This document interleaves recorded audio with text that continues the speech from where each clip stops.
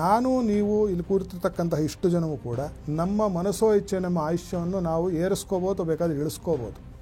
21,600 ಬಾರಿ ನಾವು ಉಸಿರಾಟ ಆಡಿದ್ರೆ ನಮಗೆ ಒಂದು ದಿನ ಆಯುಷ್ಯ.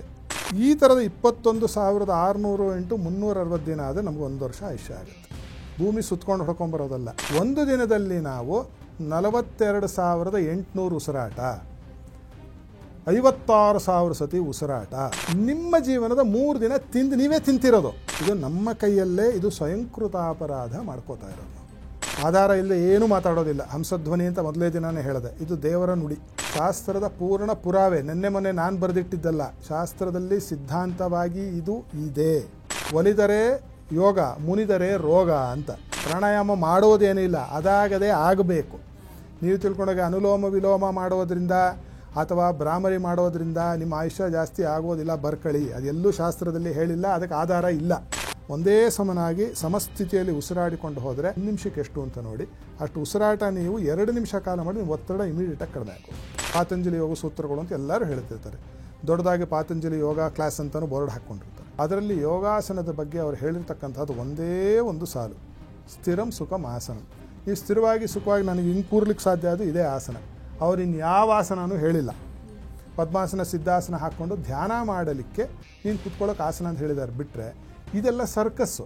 ಕಾಮ ಕ್ರೋಧ ಲೋಭ ಮೋಹ ಮದ ಮಾತ್ಸರ್ಯಗಳ ಚಿತ್ತದ ವೃತ್ತಿ ಕೆಲಸ. ಇದನ್ನು ನಿರೋಧ ಮಾಡೋದಕ್ಕೆ ಯೋಗ ಅಂತ ಪತಂಜಲಿಗೆ ಹೇಳಿದ್ರು. ಬಿಟ್ಟರೆ ಪ್ರಾಣಾಯಾಮದ ಬಗ್ಗೆ ಹೇಳಿಲ್ಲ ಪತಂಜಲಿ ಯೋಗ ಸೂತ್ರದೆಲ್ಲೋ. ಒಂದು ಹಿಡಿ ಅನ್ನ ತಿಂದು ಒಂದು ಗೇಣುದ್ದ ಬಟ್ಟೆಗೆ ಇಷ್ಟು ಬೇಕೇ ಅನ್ನೋದು ನಾವು ಯೋಚನೆ ಮಾಡಬೇಕಾಗ ಒಂದು ಪರಿಸ್ಥಿತಿ. ಯಾರು ಅಮಾಯಕರೋ ಅವರು ದೀರ್ಘವಾಗಿ ಬದುಕ್ತಾರೆ, ಅತಿ ಬುದ್ಧಂತರು ಬೇಗ ಹೊರಟೋಗ್ತಾರೆ. ದುರಹಂಕಾರದ ಗೂಡಾಗ್ಬಿಟ್ಟಿದ್ದಾನೆ ಮನುಷ್ಯ. ಬರೀ ಛದ್ಮವೇಷ, ನಾಟಕ, ಭಾಳ ನಾಟಕ. ನೀವು ನೋಡಿದ್ರೆ ಎಲ್ಲರೂ ನಾಟಕ. ಉದರ ನಿಮಿತ್ತಂ ಬಹುಕೃತ ವೇಷಂ. ಉದರ ನಿಮಿತ್ತ ಅಲ್ಲ, ಈಗ ಕೋಶ ನಿಮಿತ್ತಂ ಬಹುಕೃತ ವೇಷಂ, ಕೀರ್ತಿ ನಿಮಿತ್ತಂ ಬಹುಕೃತ ವೇಷಂ. ಕೀರ್ತಿಗೋಸ್ಕರ, ಬ್ಯಾಂಕ್ ಅಕೌಂಟ್ ತುಂಬಿಕೊಳ್ಳೋದಕ್ಕೋಸ್ಕರ ಎಲ್ಲರ ಹತ್ರ ಎಲ್ಲ ಥರದ ನಾಟಕ. ಅವರ ಸ್ವಂತಿಕೆ ಅವರೇ ಪರಿಚಯ ಇಲ್ಲ. ದಿನಕ್ಕೆ ನೀವು ಬಂಗಾರ ತಿನ್ಲಿಕ್ಕೆ ಸಾಧ್ಯ ಇಲ್ಲ, ವಜ್ರ ವೈಡೂರ್ಯಾದಿಗಳು ತಿನ್ಲಿಕ್ಕೆ ಸಾಧ್ಯ ಇಲ್ಲ. 40 ರೂಮ್ ಇದ್ದು ಮಲಗೋದು ಒಂದು ರೂಮಲ್ಲಿ, 30 ಮಂಚ ಇದ್ದರೂ ಮಲಗೋದು 6/3ಯಲ್ಲಿ. ನಿಮಗೆ 50 ಕೋಟಿ ರೂಪಾಯಿಯ ಒಂದು ವಾಚ್ ಕಟ್ಕೊಂಡಿರ್ಬೋದು, ನಿಮ್ಮ ಟೈಮ್ ಏನು ಚೇಂಜ್ ಆಗಲ್ಲ. ನೀವು ಕೋಟ್ಯಾಧಿಪತಿ ಆಗಿರ್ಬೋದು, ಅನ್ನನೇ ತಿನ್ಬೋದು. ನಾನು ಹೇಳಿದಂಗೆ ಬೆಳ್ಳಿ ಬಂಗಾರ ತಿನ್ಲಿಕ್ಕೆ ಆಗಲ್ಲ. ಉಸಿರು ಮನಸ್ಸಿಗೆ ವಾಹನ. ನಿಮ್ಮ ಮನಸ್ಸಲ್ಲಿ ಹೋಗುತ್ತೋ ನಿಮ್ಮ ಉಸಿರಲ್ಲಿ ಹೋಗುತ್ತಂತೆ. ನಿಮ್ಮ ಉಸಿರು ಹೆಂಗೆ ಹೋಗುತ್ತೋ ಮನಸ್ಸು ಹಂಗೆ ಹೋಗುತ್ತಂತೆ. ಅದು ಗಂಡ ಹೆಂಡತಿ. ಅದು ಆ ಮನಸ್ಸು ಕುಯ್ದಾಡ್ತಾ ಇದೆ. ಅದಕ್ಕೊಂದು ನೆಲೆ, ಒಂದು ಸೆಲೆ, ಎರಡೂ ಇಲ್ಲ ಅದಕ್ಕೆ. ಆಮೇಲೆ ಬೆಲೆನೂ ಇಲ್ಲ ಅದಕ್ಕೆ. 75-80 ವರ್ಷದೊಳಗೆ ಮಾಡುವ ಕೆಲಸವನ್ನು ನೀವು 40 ವರ್ಷದಲ್ಲಿ ನೀವೇ ಫಾಸ್ಟ್ ಫಾರ್ವರ್ಡ್ ಮಾಡ್ಕೋತಿದ್ದೀರಾ ನಿಮ್ಮ ಜೀವನನ.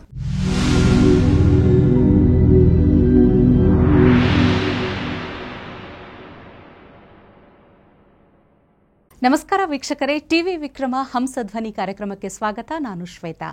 ಯೋಗ ಸೂತ್ರ ಮತ್ತು ಆಧ್ಯಾತ್ಮಿಕತೆಯ ಅರ್ಥಪೂರ್ಣ ವಿಚಾರಗಳನ್ನು ತಿಳಿಸುವಂತಹ ವೇದಿಕೆಯೇ ಹಂಸಧ್ವನಿ ಕಾರ್ಯಕ್ರಮ. ಎಂದಿನಂತೆ ತಮ್ಮ ಉತ್ಕೃಷ್ಟ ವಿಚಾರಧಾರೆಗಳಿಂದ ಮಾರ್ಗದರ್ಶನ ನೀಡುತ್ತಿರುವಂತಹ ತತ್ವಜ್ಞಾನಿಗಳು, ಧರ್ಮಶಾಸ್ತ್ರ ಪಾರಂಗತರು, ವೇದಶಾಸ್ತ್ರ ಪರಿಣಿತರು ಆಗಿರುವಂತಹ ಹಂಸಶ್ರೀ ಸವಿತೃ ಶರ್ಮಾ ಗುರುಜಿ ಇವತ್ತು ನಮ್ಮೊಟ್ಟಿಗಿದ್ದಾರೆ. ಗುರುಜಿ, ನಿಮಗೆ ನಮ್ಮ ಕಾರ್ಯಕ್ರಮಕ್ಕೆ ಆತ್ಮೀಯವಾದ ಸ್ವಾಗತ. ಗುರುಜಿ ಜೈ ಗುರುದೇವದತ್ತ, ಶುಭಮಸ್ತು ನಿತ್ಯ. ಇವತ್ತಿನ ಸಂಚಿಕೆಯಲ್ಲಿ ನಾವು ಅಕಾಲ ಮೃತ್ಯುವಿನ ಬಗ್ಗೆ ಮಾತಾಡಲಿದ್ದೇವೆ. ಗುರುಜಿ, ಈಗ ಹುಟ್ಟು ಸಾವು ಅನ್ನೋದು ನಿಶ್ಚಿತ ಹೌದು, ಅಷ್ಟೇ ಅನಿರೀಕ್ಷಿತವೂ ಹೌದು. ಆದರೆ ಒಂದು ಕಾಲ ಇತ್ತು, ಸಾವಿನ ವಯಸ್ಸು ಅನ್ನುವಂಥದ್ದಿತ್ತು. ಆದರೆ ಇವತ್ತು ಯಾಕೆಷ್ಟು ಆಯುಷ್ಯ ಅನ್ನೋದು ಕಡಿಮೆ ಆಗ್ತಾ ಇದೆಯಾ, ಅಥವಾ ಯಾಕೆಷ್ಟು ಅಕಾಲಿಕ ಮೃತ್ಯುಗಳನ್ನು ನೋಡ್ತಾ ಇದ್ದೀವಿ? ಇದು ಹೆಸರಾಂತ ಚಿತ್ರರಂಗದ ಸಾಕಷ್ಟು ಜನ ಸೆಲೆಬ್ರಿಟಿಗಳು ಅಂತ ಏನು ಹೇಳ್ತೀವಿ ಅದು ಆಗಿರ್ಬೋದು, ಸಾಮಾನ್ಯ ಜನರಲ್ಲಿ ಆಗಿರಬಹುದು. ಅಷ್ಟೇ ಯಾಕೆ ತೀರಾ ಇತ್ತೀಚೆಗಿನ ಹಾಸನದಲ್ಲಿ ನಡೀತಾ ಇರುವಂತಹ ಸಾರಣಿ ಸಾವಿನ ಬಗ್ಗೆ ಆದರೂ ತಗೊಳ್ಬಹುದು. ಯಾಕೆ ಈ ರೀತಿಯ ಅನಿರೀಕ್ಷಿತ ಆಘಾತಗಳು, ಈ ರೀತಿ ದಿಢೀರ್ ಸಾವು ಅನ್ನೋದು ಸಂಭವಿಸ್ತಾ ಇದೆ ಅಂತ ಹೇಳ್ತೀರಿ ಗುರುಜಿ? ಮೊದಲನೇದು, ಇದಕ್ಕೆ ಬಹಳ ಅದ್ಭುತವಾದ ಉತ್ತರ ನಮಗೆ ಸಿಗ್ತಕ್ಕಂಥದ್ದು ಯೋಗಶಾಸ್ತ್ರದಲ್ಲಿ ಮತ್ತು ಧರ್ಮಶಾಸ್ತ್ರದಲ್ಲಿ. ಮನುಷ್ಯನ ಜೀವನ ಅಂತ ನಾವು ನೋಡಿದಾಗ, ನೀವು ಹೇಳಿದ್ರಿ ಇಷ್ಟು ಅಂತ ಆಯುಷ್ಯ ಇತ್ತು ಹಿಂದೆ, ಈಗ ಕಡಿಮೆ ಆಗಿಬಿಟ್ಟಿದೆ. ಹಿಂದೆ ಎಲ್ಲ ಒಂದು 100 ವರ್ಷ ಬದುಕಿರ್ತಿದ್ರು, ಆಮೇಲೆ ಅದು 80ಕ್ಕೆ ಬಂತು, ಆಮೇಲೆ 60 ವರ್ಷ, ಇತ್ತೀಚೆಗೆ 25-30ಕ್ಕೆ ಬಂದು ಎಷ್ಟೋ ಜನ ಪ್ರಾಣ ಕಳ್ಕೊತಾ ಇದ್ದಾರೆ, ಯುವಕರು ಹೆಚ್ಚಾಗಿ. ಈ ಕಾಲಮಾನದ ಒಂದು ಮಾಪನೆ ಇದೆಯಲ್ಲ, ಹೆಂಗೆ ಮಾಡ್ತಿದ್ದೀವಿ ನಾವು ಅನ್ನೋದು ನಾವು ಮೊದಲು ತಿಳ್ಕೋಬೇಕು. ಇದಕ್ಕೆ ಪ್ರಶ್ನೆಗೆ ನಾನು ಉತ್ತರ ಸರಿಯಾಗಿ ಅರ್ಥ ಆಗಬೇಕು ವೀಕ್ಷಕರಿಗೆ ಅಂತಂದರೆ, ನಮಗೆ 1 ವರ್ಷ ಅಂದರೆ ಏನು ಅಂತಂದರೆ, ಖಗೋಳದಲ್ಲಿ ಸೂರ್ಯನ ಸುತ್ತಲೂ ಭೂಮಿ ಒಂದು ಸುತ್ತು ಬರುವುದಕ್ಕೆ 1 ವರ್ಷ ಎನ್ನಲಾಗುತ್ತದೆ. ಇದೇ ತಾನೇ ನನಗೂ ನಿಮಗೂ ಎಲ್ಲ ಪ್ರೈಮರಿ ಸ್ಕೂಲಲ್ಲಿ ಕಲಿಸಿರೋದು, ಪಾಠದಲ್ಲಿ ಹೇಳ್ಕೊಟ್ಟಿರೋದು ಅಲ್ಲ. ಅದು ಭೂಮಿಯ ಆಯುಷ್ಯ, ಅದು ಮನುಷ್ಯಂದಲ್ಲ. ಇದು ದೊಡ್ಡ ತಪ್ಪು, ನಾವು ತಪ್ಪು ಅರ್ಥೈಸ್ಕೊಂಡ್ಬಿಟ್ಟಿದ್ದೀವಿ ನಾವು. ಯೋಗಶಾಸ್ತ್ರದಲ್ಲಿ ಇದರ ಬಗ್ಗೆ ಪರಮಾದ್ಭುತವಾಗಿರತಕ್ಕಂತಹ ಒಂದು ಸಲಹೆ ಸೂಚನೆ ಇದೆ. ನಾನು ನೀವು ಇಲ್ಲಿ ಕೂರ್ತಿರ್ತಕ್ಕಂತಹ ಇಷ್ಟು ಜನವು ಕೂಡ ನಮ್ಮ ಮನಸ್ಸೋ ಇಚ್ಛೆ ನಮ್ಮ ಆಯುಷ್ಯವನ್ನು ನಾವು ಏರಿಸ್ಕೋಬೋದು, ಬೇಕಾದ್ರೆ ಇಳಿಸ್ಕೋಬೋದು. ಆ ಒಂದು ಕಂಟ್ರೋಲು ಭಗವಂತ ನಿಮ್ಮ ಕೈಯಲ್ಲೇ ಕೊಟ್ಬಿಟ್ಟಿದ್ದಾನೆ. ರಿಮೋಟ್ ಕಂಟ್ರೋಲ್ ನಮ್ಮ ಕೈಯಲ್ಲಿದೆ. ಅದರ ಬಗ್ಗೆ ನಮಗೆ ಅರಿವಿಲ್ಲ. ಹಿತ್ತು ಗಿಡ ಮದ್ದಲ್ಲ. ನಿಮ್ಮ ಮನೆ ಹಿತ್ತಲಲ್ಲಿ ಸಂಜೀವಿನಿ ಗಿಡ ಇದ್ರೂ ಗೊತ್ತಾಗಿರಲ್ಲ. ಕ್ಲೀನ್ ಮಾಡಬೇಕಾದ್ರೆ ಅವನು ತೋಟಗಾರಿಕೆ ಅವನು ಮಾಡೋದಕ್ಕೆ ಬಂದಾಗ ಕತ್ತರಿಸಾಕೋ ರಮೇಶ ಅಂದ್ಬಿಟ್ಟು ಅವನ ಕೈ ಕತ್ತರಿಸಾಕ್ಬಿಟ್ಟಿರ್ತೀರ ನೀವು. ಆ ಮೂಲಕ ಏನು ಅಂತ ತಿಳಿದಿರತಕ್ಕಂತಹ ಯಾರಾದರೊಬ್ಬ ಬೊಟನಿಸ್ಟ್ ಇದ್ದರೆ, ಸಸ್ಯಶಾಸ್ತ್ರಜ್ಞ ಇದ್ದರೆ, ಅವನ ಲಕ್ಷಾಂತರ ಜನ ಜೀವವನ್ನು ಉಳಿಸ್ಬಿಡೋದು. ಅದೇ ಥರ ನಿತ್ಯ ಜೀವನದಲ್ಲಿ ಅಹರ್ನಿಶಿ ಪ್ರತಿಯೊಬ್ಬರು ಮಾಡ್ತಾ ಇರೋ ಒಂದು ಕೆಲಸವೇ ಇದರ ಒಂದು ರಿಮೋಟ್ ಕಂಟ್ರೋಲ್. ಏನು ನಾವು ಅಹರ್ನಿಶಿ ಏನು ಮಾಡ್ತಿದ್ದೀವಿ, ನಾನು ನೀವು ಎಲ್ಲ ಉಸಿರಾಟ. ಯೋಗಶಾಸ್ತ್ರದಲ್ಲಿ ಒಬ್ಬ ಮನುಷ್ಯನಿಗೆ 1 ದಿನ ಅಂತಂದರೆ ಏನು ಹೇಳುತ್ತೆ ಅಂತಂದರೆ, 6,121 ಸಹಸ್ರ ಸಂಖ್ಯೆಯ ಪ್ರಾಣಾಹ ಅಂತ ಹೇಳ್ತು. ಅಂದರೆ 21,600 ಬಾರಿ ನಾವು ಉಸಿರಾಟ ಆಡಿದ್ರೆ ನಮಗೆ 1 ದಿನ ಆಯುಷ್ಯ. ಯೋಗಶಾಸ್ತ್ರದಲ್ಲಿ ಹೇಳಿರೋದು ಬಹಳ ಸುಸ್ಪಷ್ಟವಾಗಿ ಹೇಳಿದೆ ಉಲ್ಲೇಖ. ಈ ಥರದ 21,600 × 360 ದಿನ ಆದರೆ ನಮ್ಗೆ 1 ವರ್ಷ ಆಯುಷ್ಯ ಆಗುತ್ತೆ. ಭೂಮಿ ಸುತ್ಕೊಂಡು ಹೊಡ್ಕೊಂಬರೋದಲ್ಲ. ಈಗ ನಿಮ್ಮ ಪ್ರಶ್ನೆಗೆ ಬರ್ತೀನಿ, ಯಾಕೆ ಇಷ್ಟು ಬೇಗ ಹೋಗ್ತಿದ್ದಾರೆ? ಈಗ ನಿಮ್ಮ ಸಹಾಯನೂ ಬೇಕಿತ್ತು ಉತ್ತರ ಕೊಡ್ಲಿಕ್ಕೆ. ನಾವು ನಮ್ಮ ಉಚ್ಛ್ವಾಸ ನಿಶ್ವಾಸನ ಶೀಘ್ರಗತಿಯಲ್ಲಿ ಯಾವಾಗ ಆಡ್ತೀವಿ? ಏನೋ ಒಂದು ಉದ್ವೇಗ ಆವೇಗ ಬಂದಾಗ, ಕೋಪ ಬಂದಾಗ, ಕಾಮಕ್ರೋಧಾದಿಗಳಿಗೆ ಒಳಗಾದಾಗ.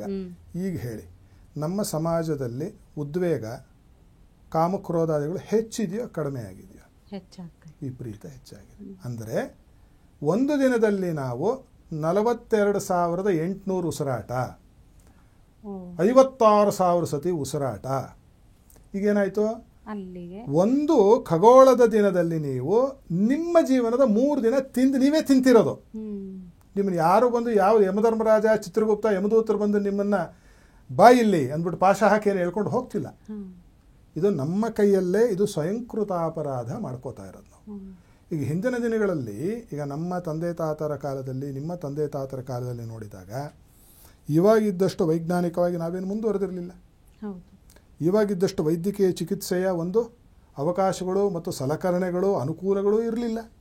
ಯಾಕೆ ದೀರ್ಘಜೀವಿಗಳಾಗಿದ್ದರು?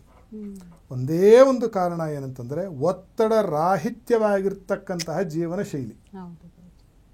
ಆಮೇಲೆ ಅಮಾಯಕತೆ. ನೀವು ಇನ್ನೂ ಒಂದು ನೋಡಿ, ಯಾರು ಅಮಾಯಕರೋ ಅವರು ದೀರ್ಘವಾಗಿ ಬದುಕ್ತಾರೆ. ಅತಿ ಬುದ್ಧಿವಂತರು ಬೇಗ ಹೊರಟೋಗ್ತಾರೆ. ಅತಿ ಬುದ್ಧಿವಂತ ಏನು ಮಾಡ್ತಾನೆ ಅಂತಂದರೆ, ನಾಳೆದು ನಾಳಿದ್ದು ಅವ್ರದ್ದು ಇವ್ರದ್ದು ಅವನು ಒಂದೊಂದು ಮಾಡಲ್ಲ, ಅವನು ಎಲ್ಲ ಮಾಡ್ಲಿಕ್ಕೆ ಕೈ ಹಾಕ್ಬಿಡ್ತಾರೆ. ಒಂದು ಹಿಡಿ ಅನ್ನ ತಿಂದು 1 ಗೇಣುದ್ದ ಬಟ್ಟೆಗೆ ಇಷ್ಟು ಬೇಕೇ ಅನ್ನೋದು ನಾವು ಯೋಚನೆ ಮಾಡಬೇಕಾಗ ಒಂದು ಪರಿಸ್ಥಿತಿ. ಖಗೋಳಿಕವಾಗಿ ನಮಗೆ ಕಾಣ್ತಾ ಇರೋದು ಪಾಪ ಅವರು 35 ವರ್ಷ ಕೊಟ್ಟವ್ರದ್ರಲ್ಲ, ಅಯ್ಯೋ ಪಾಪ ಅಂತ ಲೊಚ್ಚಿಬಿಟ್ಬಿಡ್ತೀವಿ ನಾವು. ಆದರೆ ಕಾರಣೀಭೂತವಾಗಿರೋರು ಯಾರು? ಅವರೇ. ಆ ಉಸಿರಾಟದ ಪ್ರಮಾಣ ನೀವು ಕಡಿಮೆ ಮಾಡಿಕೊಂಡ್ರೆ, ಇದಕ್ಕೆ ಬನ್ನಿ ನನ್ನ ಹತ್ರ, ಇದಕ್ಕೆ ನಾನು ಆಧಾರ ತೋರಿಸ್ತೀನಿ. ಆಧಾರ ಇಲ್ಲದೆ ಏನೂ ಮಾತಾಡೋದಿಲ್ಲ. ಹಂಸಧ್ವನಿ ಅಂತ ಮೊದಲೇ ದಿನಾನೇ ಹೇಳಿದೆ, ಇದು ದೇವರ ನುಡಿ. ಇದಕ್ಕೆ ಶಾಸ್ತ್ರದ ಪೂರ್ಣ ಪುರಾವೆ. ಮೊನ್ನೆ ನಾನು ಬರೆದಿಟ್ಟಿದ್ದಲ್ಲ, ಶಾಸ್ತ್ರದಲ್ಲಿ ಸಿದ್ಧಾಂತವಾಗಿ ಇದು ಇದೆ, ಬಹಳ ಸುಸ್ಪಷ್ಟವಾಗಿ ಹೇಳಿದ್ದಾರೆ. ಆ ಉಸಿರಾಟದ ಪ್ರಮಾಣವನ್ನು ಬಿಕ್ಕಿ ಹಿಡ್ಕೊಂಡು ಉಸಿರು ಮಾಡ್ಕೊಂಡು ಒದ್ದಾಡ್ಬಿಟ್ಟು ರೋಗ ತರಿಸ್ಕೊಳ್ಳಿ ಅಂತ ಹೇಳ್ತಿಲ್ಲ ನಾನು. ಅದು ಮಾಡಿರ ಆಮೇಲೆ ಒಲಿದರೆ ಯೋಗ, ಮುನಿದರೆ ರೋಗ ಅಂತ. ಇದನ್ನು ಎಡೆಟಾಗಿ ಹೋಗ್ಬಿಟ್ಟು ಪ್ರಾಣಾಯಾಮ ಮಾಡಬಾರ್ದು. ಪ್ರಾಣಾಯಾಮ ಮಾಡೋದೇನಿಲ್ಲ, ಅದಾಗದೇ ಆಗಬೇಕು. ನೀವು ತಿಳ್ಕೊಂಡಾಗ ಅನುಲೋಮ ವಿಲೋಮ ಮಾಡೋದ್ರಿಂದ ಅಥವಾ ಭ್ರಾಮರಿ ಮಾಡೋದ್ರಿಂದ ನಿಮ್ಮ ಆಯುಷ್ಯ ಜಾಸ್ತಿ ಆಗೋದಿಲ್ಲ, ಬರ್ಕಳಿ. ಅದೆಲ್ಲೂ ಶಾಸ್ತ್ರದಲ್ಲಿ ಹೇಳಿಲ್ಲ, ಅದಕ್ಕೆ ಆಧಾರ ಇಲ್ಲ. ಆದರೆ ಇದಕ್ಕೆ ವಿಧಿ ಇದೆ. ಏನೋ ಈ ನೀವು ಮಲಗಿದ್ದಾಗ ನೋಡಿ ಎಷ್ಟು ಪ್ರಶಾಂತವಾಗಿ ಉಸಿರಾಡ್ತಿರ್ತೀರಿ ಅಲ್ವಾ. ಆಮೇಲೆ ಉಸಿರಾಡುವ ವಿಧಾನ ಕೂಡ ಇದೆ ಇದಕ್ಕೆ, ಹೆಂಗೆ ಉಸಿರಾಡಬೇಕು ಅಂತಕ್ಕಂಥದ್ದು. ಆ ಥರ ಉಸಿರಾಟ ಮಾಡಿಕೊಂಡು ಒಂದು ದಿನಕ್ಕೆ ನಿಮ್ಮ ಒಂದು ಆಯ್ಕೆ, ಇದಕ್ಕೆ 21,600 ಮಾಡ್ತಿರೋ, 56,000 ನೀವು ಉಸಿರಾಡ್ಕೋತಿರೋ, ಅಥವಾ ದಿನಕ್ಕೆ 18,000 ಉಸಿರಾಟವನ್ನು ಮಾಡಿಕೊಂಡು ನೀವು ದೀರ್ಘಕಾಲೀನವಾಗಿ ನೀವು ಬದುಕ್ತಿರೋ ಅಂತಕ್ಕಂಥದ್ದು ಭಗವಂತ ನಮಗೆ ಕೊಟ್ಟಿರ್ತಕ್ಕಂಥ ಅತ್ಯದ್ಭುತವಾಗಿರ್ತಕ್ಕಂತಹ ಒಂದು ಅಸ್ತ್ರ ಅಂತ ಹೇಳ್ಬೋದು. ಈಗಿನ ಕಾಲದಲ್ಲಿ ಏನಾಗಿದೆ, ಎಲ್ಲರಿಗೂ ಕೋಪ. ನೀವು ದಾರಿಲಿ ಬರ್ತಾ ನೋಡಿ, ಕಾರಲ್ಲಿ ಬರ್ತಾ ಇದ್ದರೆ ಅವ್ನು ನಿಮ್ಮ ಮೈ ಮೇಲೆ ಬರ್ತಾನೆ, ನೀವು ಮುಖ ನೋಡಿದ್ರೆ ಅವ್ನು ನಿಮಗೆ ಹೊಡೆಯೋಕ್ಕೆ ಬರ್ತಾನೆ ಅಲ್ವೇ. ಸಮಾಧಾನ ತಂದ್ಕೋತೀನಿ ಅಂತ ಮುಖದಲ್ಲಿ ಸಮಾಧಾನ ನಾವು ತಂದ್ಕೊಂಡ್ರೆ ಒಳಗಡೆ ಉದ್ವೇಗ, ಎದೆ ದಬ ದಬ ದಬ ದಬ ಹೊಡ್ಕೊಳುತ್ತೆ. ಇದೇ ಉದ್ವೇಗ ಅಂದರೆ ಮುಖದಲ್ಲಿ ಬಹಳ ಪ್ರಶಾಂತ ಚಿಹ್ನೆ, ಅದ್ರ ಒಳಗಡೆ ಭಯ, ಒಳಗಡೆ ಕೋಪ, ಒಳಗಡೆ ತಾಪ, ಒಳಗಡೆ ಕಾಮ, ಒಳಗಡೆ ಲೋಭ, ಒಳಗಡೆ ಮತ್ಸರ, ಮದ, ದುರಹಂಕಾರದ ಗೂಡಾಗ್ಬಿಟ್ಟಿದ್ದಾನೆ ಮನುಷ್ಯ. ಇವೆಲ್ಲ ಆದ್ದರಿಂದ ಏನಾಗುತ್ತೆ ಅಂತಂದರೆ ನಮಗೆ ಗೊತ್ತಿಲ್ಲದ ಹಾಗೆ ನಮ್ಮ ಇಡೀ ಮೈಯ ಜೀವಕಣಗಳಿಗೆ ಆಗ ಹೆಚ್ಚಿನ ಒಂದು ಆಕ್ಸಿಜನ್ ಬೇಕಾಗುತ್ತೆ, ಆಮ್ಲಜನಕ ಬೇಕಾಗುತ್ತೆ. ಆವಾಗ ಏನು ಮಾಡುತ್ತೆ, ಅದು ಒಳಗಡೆಯಿಂದ ಬ್ರೈನ್ ಸೆಂಟ್ರಿಂದ ಒಂದು ಇನ್ಫಾರ್ಮೇಷನ್ ಹಿಂಗೆ ಹೋಗುತ್ತೆ, ಹೆಚ್ಚೆಚ್ಚು ಉಸಿರಾಡು, ಹೆಚ್ಚೆಚ್ಚು ಉಸಿರಾಡು. ಯಾಕಂದರೆ ಉಸಿರು ನಾವು ಆಡ್ತಿದ್ದೀವೋ ಅದೇ ಆಡ್ಕೋತಿದೆಯೋ, ಅದು ಆಡ್ಕೋತಿದೆ, ನಾವೇನು ಆಡ್ತಿಲ್ಲ, ಅದಿಲ್ಲ. ಆದರೆ ಅದೇ ಆಗದೆ ಆಡ್ಕೋತಿರೋದರ ಬಗ್ಗೆ ನಮ್ಮ ಲಕ್ಷ್ಯ ಹೋಗಿ ಅದನ್ನು ನಮ್ಮ ಹತೋಟಿಯಲ್ಲಿ ಇಟ್ಟುಕೊಂಡು ಅದನ್ನು ಸಮಾಧಾನವಾಗಿ ಮಾಡಿಕೊಂಡು ಆ ಉಸಿರಾಟದ ಈ ಒಂದು ಫ್ಲಕ್ಚುಯೇಷನ್ಸ್ ಅಂತ ಏನು ಹೇಳ್ತೀವಲ್ಲ ಅದಿಲ್ಲದೆ ಒಂದೇ ಸಮನಾಗಿ ಸಮಸ್ಥಿತಿಯಲ್ಲಿ ಉಸಿರಾಡಿಕೊಂಡು ಹೋದರೆ ನೀವು ಮಾಡಿ ನೋಡಿ, 21,600 ಡಿವೈಡೆಡ್ ಬೈ 24 ಮಾಡಿ, 1 ಗಂಟೆಗೆ ಎಷ್ಟು ಅಂತ, 1 ನಿಮಿಷಕ್ಕೆ ಎಷ್ಟು ಅಂತ ನೋಡಿ. ಅಷ್ಟು ಉಸಿರಾಟ ನೀವು 2 ನಿಮಿಷ ಕಾಲ ಮಾಡಿ, ನೀವು ಒತ್ತಡ ಇಮಿಡಿಯೇಟಾಗಿ ಕಡಿಮೆ ಆಗೋಗುತ್ತೆ. ಹಾಗಾದರೆ ಗುರುಜಿ, ಇವತ್ತು ನಾವು ಕ್ಷಣ ಮಾತ್ರದಲ್ಲಿ ಜೀವ ಹೋಗೋದನ್ನು ನೋಡ್ತಾ ಇದ್ದೀವಿ. ಈ ಕಡೆ ತಿರುಗಿ ಈ ಕಡೆ ನೋಡೋ ಅಷ್ಟರಲ್ಲಿ ಜೀವ ಎಷ್ಟೋ ವಿಡಿಯೋಗಳು ಬರ್ತಾ ಇರುತ್ತೆ. ಅಂದರೆ ಹಾಡ್ತಾ ಕುಣಿತಾ ಇರ್ತಾರೆ ಅಥವಾ ಇನ್ನೇನೋ ಎಕ್ಸರ್ಸೈಸ್ ಮಾಡ್ತಾ ಇರ್ತಾರೆ, ಅದೇ ಒಂದು ನೆಕ್ಸ್ಟ್ ಕ್ಷಣದಲ್ಲಿ ಜೀವ ಹೋಗ್ಬಿಡುತ್ತೆ ಅನ್ನೋಂಥದ್ದು. ಯೋಗ ಶಾಸ್ತ್ರದಲ್ಲಿ ಇದರ ಬಗ್ಗೆ ಅರಿತುಕೊಳ್ಳುವಂತಹ ಸಾಧ್ಯತೆ, ಇದನ್ನು ತಪ್ಪಿಸುವಂತಹ ಸಾಧ್ಯತೆಗಳೇನಾದರೂ ಇದೆ? ಮೊದಲು ಒಂದೇ ಯೋಗ ಸಾಧನೆ ಮಾಡೋದೇ ಇದು ಸಾಧ್ಯತೆ, ಇದಕ್ಕೆ ಬೇರೆ ಏನಿಲ್ಲ. ಯೋಗ ಸಾಧನೆ ಅಂದರೆ ಸಾಮಾನ್ಯತಃ ಮನುಷ್ಯ ಮಾತ್ರದವರು ತಿಳ್ಕೊಂಡಿರೋದು ಏನು ಅಂತಂದರೆ ಆಸನಗಳನ್ನು ಹಾಕೋದು. ಮತ್ಸ್ಯಾಸನ, ಕೂರ್ಮಾಸನ, ತಾಡಾಸನ, ಮಯೂರಾಸನ, ಭುಜಂಗಾಸನ, ಅರ್ಧ ಮತ್ಸ್ಯೇಂದ್ರಾಸನ, ಸ್ವಸ್ತಿಕಾಸನ, ಧನುರಾಸನ, ಇವೆಲ್ಲ ಇದೆ. ಮೂಲ ಯೋಗಶಾಸ್ತ್ರದಲ್ಲಿ ಇದೆಲ್ಲೂ ಹೇಳಿಲ್ಲ. ಇದು ಇತ್ತೀಚಿನ ದಿನಗಳಲ್ಲಿ ಬಂದಿರತಕ್ಕಂಥದ್ದು. ಪಾತಂಜಲಿ ಯೋಗ ಸೂತ್ರಗಳು ಅಂತ ಎಲ್ಲರೂ ಹೇಳ್ತಿರ್ತಾರೆ. ದೊಡ್ಡದಾಗಿ ಪಾತಂಜಲಿ ಯೋಗ ಕ್ಲಾಸ್ ಅಂತಲೂ ಬೋರ್ಡ್ ಹಾಕ್ಕೊಂಡಿರ್ತಾರೆ. ಪಾತಂಜಲಿಗಳು ತಮ್ಮ ಯೋಗ ಸೂತ್ರಗಳಲ್ಲಿ 4 ಭಾಗ ಮಾಡಿದ್ದಾರೆ. ಅದರಲ್ಲಿ ಯೋಗಾಸನದ ಬಗ್ಗೆ ಅವರು ಹೇಳಿರ್ತಕ್ಕಂಥದ್ದು ಒಂದೇ ಒಂದು ಸಾಲು, ಸ್ಥಿರಂ ಸುಖಂ ಆಸನಂ. ನೀವು ಸ್ಥಿರವಾಗಿ ಸುಖವಾಗಿ ನನಗೆ ಹಿಂಗೆ ಕೂರ್ಲಿಕ್ಕೆ ಸಾಧ್ಯ ಅದು ಇದೇ ಆಸನ. ಅವ್ರು ಇನ್ಯಾವ ಆಸನನೂ ಹೇಳಿಲ್ಲ. ಪದ್ಮಾಸನ, ಸಿದ್ಧಾಸನ ಹಾಕ್ಕೊಂಡು ಧ್ಯಾನ ಮಾಡಲಿಕ್ಕೆ ನೀನು ಕೂತ್ಕೊಳ್ಳೋಕೆ ಆಸನ ಅಂತ ಹೇಳಿದ್ದಾರೆ. ಬಿಟ್ಟರೆ ಇದೆಲ್ಲ ಸರ್ಕಸ್ಸು. ಎಲ್ಲ ಸುಮಾರು ಜನ ಕೋಪ ಬರುತ್ತೆ ನಾನು ಹಿಂಗೆ ಹೇಳಿದ್ರೆ. ಯಾಕೆಂದರೆ ಇದು ನಮ್ಮ ಸೆಂಟ್ರಲ್ ಗೌರ್ಮೆಂಟಿಂದಾನೂ ಇದೊಂದು ಯೋಗ ಡೇ ಅಂತಾಗಿ ಇದಕ್ಕೆ ಯೋಗ ಪ್ರತಿಪಾದನೆ ಮಾಡೋದು ಬಂದಿದೆ. ಈಗ ನನಗೆ ಇನ್ನೂ ಒಂದು ಹೇಳಿ, ನೀವು ಈ ಯೋಗಾಸನ ಹಾಕ್ತಾ ಇರೋರು ರೋಗ ಬಂದಿಲ್ವೇನೋ? ಯೋಗಾಸನ ಮಾಡ್ತಾ ಇರೋರು ಯಾರು ಸತ್ತೇ ಹೋಗಿಲ್ವೇನೋ? ಯಾರೂ ಇಲ್ಲ, ಎಲ್ಲರೂ ಹೋಗಿರೋರು ಅಲ್ವಾ. ಜಾತಸ್ಯು ಧ್ರುವೋರ್ ಮೃತ್ಯು ಧ್ರುವಂ ಜನ್ಮ ಮೃತಸ್ಯ ಚ ತಸ್ಮಾದ ಪರಿಹಾರಾರ್ಥಂ ನಶೋಚೇತಿ ಮಾನುಷಃ ಅಂತ ಕೃಷ್ಣ ಭಗವದ್ಗೀತೆಯಲ್ಲಿ ಹೇಳ್ತಾನೆ. ಹುಟ್ಟದವನು ಸಾಯ್ಬೇಕು ಕಣಯ್ಯ, ಸಾಯೋನು ಹುಟ್ಟಬೇಕು ಕಣಯ್ಯ, ಇದಕ್ಕೆ ಪರಿಹಾರ ಇಲ್ಲದೆ ಇರೋ ಸೈಕಲ್ ಕಣಯ್ಯ ಇದು. ಇದು ಹೋಗ್ತಾ ಇರ್ತೀಯ ಬರ್ತಾ ಇರ್ತೀಯ, ಅದಕ್ಕೆ ಯಾಕೆ ಶೋಚ ನೀನು ಯೋಚನೆ ಮಾಡ್ತೀಯ, ಅಳತೀಯ ಎದ್ದೋಗಯ್ಯ ಅಂತ ಇದರ ಅರ್ಥ. ಇದನ್ನು ಯಾಕೆ ನಾನು ಉಲ್ಲೇಖ ಮಾಡಿದೆ ಅಂತಂದರೆ, ಯೋಗ ಅಂದರೆ ಯೋಗ ಚಿತ್ತವೃತ್ತಿ ನಿರೋಧ. ಚಿತ್ತವೃತ್ತಿ ಏನು ಮನುಷ್ಯಂದು? ಕಾಮಕ್ರೋಧ ಲೋಭ ಮೋಹ ಮದ ಮಾತ್ಸರ್ಯಗಳ ಚಿತ್ತದ ವೃತ್ತಿ ಕೆಲಸ. ಇದನ್ನು ನಿರೋಧ ಮಾಡೋದಕ್ಕೆ ಯೋಗ ಅಂತ ಪತಂಜಲಿಗೆ ಹೇಳಿದ್ರು. ಬಿಟ್ಟರೆ ಪ್ರಾಣಾಯಾಮದ ಬಗ್ಗೆ ಹೇಳಿಲ್ಲ ಪತಂಜಲಿ ಯೋಗ ಸೂತ್ರದಲ್ಲೋ. 190 ಚಿಲ್ಲರೆ ಯೋಗ ಸೂತ್ರಗಳು. ಒಂದು ಸೂತ್ರದಲ್ಲೋ ನೀನು ಅನುಲೋಮ ವಿಲೋಮ ಪ್ರಾಣಾಯಾಮ ಮಾಡು, ನೀನು ಭಸ್ತ್ರಿಕಾ ಪ್ರಾಣಾಯಾಮ ಮಾಡು, ನೀನು ಕಪಾಲಭಾತಿ ಮಾಡು ತೋರಿಸಿ ನನಗೆ ಪತಂಜಲಿ ಯೋಗ ಸೂತ್ರದಲ್ಲಿ. ಬೇರೆ ಯಾವುದೇ ಯೋಗ ಸೂತ್ರದಲ್ಲಿ ತೋರಿಸಿ ನೋಡೋಣಂತೆ, ಆಮೇಲೆ ಮುಂದಿನ ಮಾತಾಡ್ತೀನಿ ನಾನು. ಎಲ್ಲೂ ಹೇಳಿಲ್ಲ. ಇದು ಇತ್ತೀಚಿನ ದಿನಗಳಲ್ಲಿ ನಾವು ಮಾಡ್ಕೊಂಡಿರೋದು. ಮೂಲಭೂತವಾಗಿ ನಾನು ಆವಾಗಲೇ ಪ್ರಶ್ನೆ ಕೇಳಿದ್ನಲ್ಲ, ಉಸಿರು ನಾವು ಆಡ್ತಿದೀವೋ ಅದು ಆಡ್ಕೋತಿದೀಯೋ, ಅದೇ ಆಡ್ಕೋತಿದೆಯಮ್ಮ. ಅದನ್ನೇ ನೀವು ತಿರುಗಿ ಹಿಂಗೆ ಹೇಳ್ಕೊಂಡು ಹಿಂಗೆ ಬಿಡೋದು, ಅದೇ ಆಡ್ಕೋತಿದೆಯಮ್ಮ. ಅದು ಆಟೋಮೇಟೆಡ್ ಅಲ್ವೇ? ಮತ್ತು ಅದನ್ನ ಮಧ್ಯೆ ಹೋಗಿ ನೀವು ಮೆಡ್ಲ್ ಮಾಡೋಕ್ಕೆ ನಾನು ನೀವು ಯಾರು? ಅಲ್ಲಿ ನಾವು ಮಾಡಬೇಕಾಗಿರೋದು ಏನು ಅಂತಂದರೆ ಅದರ ಒಂದು ಸಮಸ್ಥಿತಿ, ವಿಷಮ ಸ್ಥಿತಿಗೆ ತಲುಪದೆ ನಿಮ್ಮ ಉಸಿರಾಟವು, ಉಸಿರು ಮನಸ್ಸಿಗೆ ವಾಹನ. ನಿಮ್ಮ ಮನಸ್ಸಲ್ಲಿ ಹೋಗುತ್ತೋ ನಿಮ್ಮ ಉಸಿರಲ್ಲಿ ಹೋಗುತ್ತಂತೆ, ನಿಮ್ಮ ಉಸಿರು ಹೆಂಗೆ ಹೋಗುತ್ತೋ ಮನಸ್ಸು ಹಂಗೆ ಹೋಗುತ್ತಂತೆ. ಅದು ಗಂಡ ಹೆಂಡತಿ, ಅದು ಯಾವುದು ಉಸಿರು ಮತ್ತು ಮನಸ್ಸು. ನೀವು ಮನಸ್ಸನ್ನು ನೀವು ಸ್ತಬ್ಧ ಮಾಡಿಕೊಂಡ್ರೆ ಉಸಿರು ಸ್ತಬ್ಧವಾಗುತ್ತೆ. ಅದು ಕಷ್ಟ. ಯಾಕಂದ್ರೆ ನಾವು ಇಲ್ಲಿ ಕೂತಿರ್ತೀವಿ, ವಿದ್ಯಾರ್ಥಿ ಭವನ್ ಮಸಾಲೆ ದೋಸೆ ಜ್ಞಾಪಕ ಬರ್ತಿರುತ್ತೆ ಜನರಿಗೆ, ತಪಸ್ಸು ಕೂತವನಿಗೆ ಮನಸ್ಸು. ಅದನ್ನು ಹಿಡಿಲಿಕ್ಕೆ ನೀವು ಹಿಡಿಯಲಿಕ್ಕೆ ಹೋದಷ್ಟು ಅದು ಕಪಿಚೆ ಅಷ್ಟೇ. ಮರಕಟಸ್ಸು ಸುರಾಪಾನಂ ತಥಾ ವೃಶ್ಚಿಕದಂಶನಂ ತಸ್ಯೋಪರಿ ಭೂತಾವೇಶಂ ಯದ್ವಾ ತದ್ವಾ ಭವಿಷ್ಯಸಿ. ಮನಸ್ಸನ್ನ ಒಂದು ಕೋತಿಗೆ ಹೋಲಿಸ್ತಾರೆ. ಆ ಕೋತಿಗೆ ಒಂದು ದೆವ್ವ ಬಿಟ್ಟು ಮೈ ಮೇಲೆ ಭೂತ ಬಿಟ್ಟು ಅದಕ್ಕೆ ಹೆಂಡ ಕುಡಿಸಿ ಒಂದು ಚೇಳು ಕಡಿಸಿದ್ರೆ ಏನು ಮಾಡುತ್ತೆ ಕೋತಿ? ಮನುಷ್ಯನ ಮನಸ್ಸು ಈ ಮಟ್ಟಕ್ಕೆ ಚಂಚಲ, ಹುಚ್ಚಾಪಟೆ ಆಡುತ್ತದೆ. ಅದಕ್ಕೆ ಎರಡನೇದು ಏನು, ನಮ್ಮ ಹತೋಟಿಲಿರೋದು ಏನಿದೆ ಅಂತ ನೋಡಿದ್ರೆ ಯೋಗಾಚಾರ್ಯರು ಪೂರ್ವಾಚಾರ್ಯರು ಹೇಳಿದರು, ಉಸಿರು ನಿನ್ನ ಕಂಟ್ರೋಲಲ್ಲಿ ಇದೆಯಲ್ಲೋ ಮರಿ, ನೀನು ಸಾವಧಾನವಾಗಿ ಸಮಾಧಾನದಿಂದ ಉಸಿರಾಟವನ್ನು ಮಾಡೋದು ಕಲ್ತ್ಕೊ. ಉಸಿರಾಟ ಅಷ್ಟೇ. ನೀವು ಉಸಿರು ಕಟ್ಟೋದು, ಜೋರಾಗಿ ಬಿಡೋದು, ಹೊಟ್ಟೆ ಹಿಂಗೆ ಒಳಗೆ ಹೇಳ್ಕೊಳ್ಳೋದು, ಕೈಕಾಲು ಎತ್ತೋದು, ಹಿಂಗೆ ಪಲ್ಟಿ ಹೊಡೆಯೋದು ಏನೂ ಇಲ್ಲ. ಇದು ಉಸಿರಿನ ತಿತ್ತಿ. ಇದು ಉಸಿರು ತುಂಬಿಕೊಂಡ್ರೆ ಒಂದು ಚೀಲ, ಒಂದು ಮೊಟ್ಟೆ. ಇದು ಉಸಿರು ಹೋಯ್ತು ಎಲ್ಲ ಹೋಯ್ತು ಅಲ್ವೇ? ಮೂಲಭೂತವಾಗಿರೋದು ಉಸಿರೇ ನಮಗೆ. ಅದಕ್ಕೆ ಪ್ರಾಣ ಅಂತ ಅದನ್ನು ಕರೆಯೋಕ್ಕೆ ಬರಲ್ಲ. ಇರಲಿ, ಮತ್ತೊಂದು ದಿನ ಅದ್ರ ಬಗ್ಗೆ ಮಾತಾಡೋಣ. ಈ ಉಸಿರಾಟವನ್ನು ನಾವು ಉಸಿರು ಹೇಳ್ಕೊತಿದ್ದೀವಲ್ಲ ಮತ್ತು ಉಸಿರು ಬಿಡ್ತಿದ್ದೀವಲ್ಲ, ಇದಕ್ಕೆ ಒಂದು ರೇಷ್ಯೋ ಇದೆ, ಇದಕ್ಕೊಂದು ಅನುಪಾನ ಮತ್ತು ಅನುಪಾತವಿದೆ. ಆ ಕ್ರಮದಲ್ಲಿ ಉಸಿರಾಟವನ್ನು ಕಲ್ತ್ಕೊಂಡು ಒಂದು ಸ್ವಲ್ಪ ದಿನ ಮಾಡಬೇಕಾಗತ್ತೆ. ಹುಟ್ಟಿದ ಮಕ್ಕಳಲ್ಲಿ ಇರುತ್ತಿದ್ದು ಬುದ್ಧಿ ಬಂದಷ್ಟು ಇದು ಕೆಡುತ್ತೆ. ನಾವು ಹೆಚ್ಚು ಸೋಕಾಲ್ಡ್ ತಿಳುವಳಿಕೆ ಬುದ್ಧವಂತರು ಯಾವಾಗ ಆಗ್ತೀವೋ ಅವರೆಲ್ಲ ಕೆಡ್ತೀವಿ. ಹಳ್ಳಿಲಿ ರೈತರು ನೋಡಿ, ನೀವು ಮುಗ್ಧ ರೈತರು ನೋಡಬೇಕು, ಅವನು ಆರಾಮಾಗಿರ್ತಾನೆ, ಅವ್ನಿಗೆ ಯಾವ ತೊಂದರೆನೂ ಇರಲ್ಲ. ಅವ್ನು ತೆಳ್ಳಗಿರ್ಬೋದು, ಕರಗಿರ್ಬೋದು, ಎರಡು ಹಲ್ಲು ಉದುರೋಗಿರ್ಬೋದು, ಬಟ್ ಅವನು ಹೆಂಗಿರ್ತಾನೆ ಅಂತಂದ್ರೆ ಅವನು ಕೈಗೆ ಎಳ್ಳು ಕೊಟ್ಟರೆ ಹಿಂಗೆ ಹಿಂಡಿದ್ರೆ ಎಳ್ಳೆಣ್ಣೆ ಬರುತ್ತೆ. ಈ ಎಳ್ಳೆಣ್ಣೆ ತಿಂದರೆ ಆಸ್ಪತ್ರೆಗೆ ಸೇರ್ಕೋತಿದ್ದಾರೆ ನಮ್ಮ ಹುಡುಗರು ಅಲ್ವಾ? ಯಾವ ಅಂಥ ಸ್ಥಿತಿ ಯಾಕೆ ಬರ್ತಿದೆ ಅಂತಂದರೆ ದೇಹಕ್ಕೆ ಬೇಕಾಗಿರ್ತಕ್ಕಂತಹ ಪ್ರಾಣಶಕ್ತಿಯ ಪೂರಣೆ ಆಗ್ತಾ ಇಲ್ಲ. Shallow breathing. ಬದುಕಿದ್ದೀವಿ ಅನ್ನೋ ದ್ಯೋತಕಕ್ಕೆ. ಈಗ ದೀಪ ಜ್ವಾಲೆ ಇಷ್ಟು ಬೆಳಗುತ್ತೆ, ಇಷ್ಟೆತ್ತರನೂ ಬೆಳಗುತ್ತೆ. ಅದು ಮಿಟಿ ಅಂತ ಹಿಂಗಿದೆ ಎಲ್ಲರಿಗೂ. ಆ ಉಸಿರಾಟದ ಪ್ರಕ್ರಿಯೆನೇ ಮೂಲಭೂತವಾಗಿ ತಪ್ಪು. ಅದನ್ನು ಸರಿಪಡಿಸ್ಕೊಂಡು ಉದ್ವೇಗಕ್ಕೆ ಒಳಗಾಗದೆ ಇಲ್ಲದೆ ಇರೋ ಆಸೆ ಆಕಾಂಕ್ಷೆಗಳೇ ಮೂಲ ಇದಕ್ಕೆ. ಆಸೆ ಆಕಾಂಕ್ಷೆ ಇದೆಯಲ್ಲ, ಇದು ಎಲ್ಲರೂ ಈ ಕಾಲದಲ್ಲಿ ಅಮೇರಿಕಕ್ಕೆ ಹೋಗಬೇಕು, ಎಲ್ಲರೂ ಅಮೇರಿಕಾದಲ್ಲಿ ಹೋಗ್ಬಿಟ್ಟು ಒಂದು ದೊಡ್ಡ MNC ಕಂಪ್ನಿ CEO ಆಗಬೇಕಮ್ಮ. ಇದು ಸಾಧ್ಯವೇ? ಎಲ್ಲರೂ ಅಲ್ಲಿ ಹೋಗ್ಬಿಟ್ರೆ ಇಲ್ಲಿ ಯಾರು ಮಾಡೋದು? ಆಮೇಲೆ ಎಲ್ಲರೂ ಚೀಫ್ ಮಿನಿಸ್ಟರ್ ಪ್ರೈಮ್ ಮಿನಿಸ್ಟರ್ ಆಗಕ್ಕೆ ಸಾಧ್ಯವೇ? ಅದು ಒಬ್ಬರೇ ಆಗಕ್ಕೆ ಸಾಧ್ಯ. ಒಂದು ರಾಜ್ಯಕ್ಕೊಬ್ಬರು ಚೀಫ್ ಮಿನಿಸ್ಟ್ರು, ಒಂದು ದೇಶಕ್ಕೊಬ್ಬರು ಪ್ರೈಮ್ ಮಿನಿಸ್ಟರ್. ಮನೆಗೆಲ್ಲವೂ ಯಜಮಾನ ಆಗಕ್ಕೆ ಸಾಧ್ಯ ಇಲ್ಲ, ಒಬ್ಬರೇ ಯಜಮಾನರು.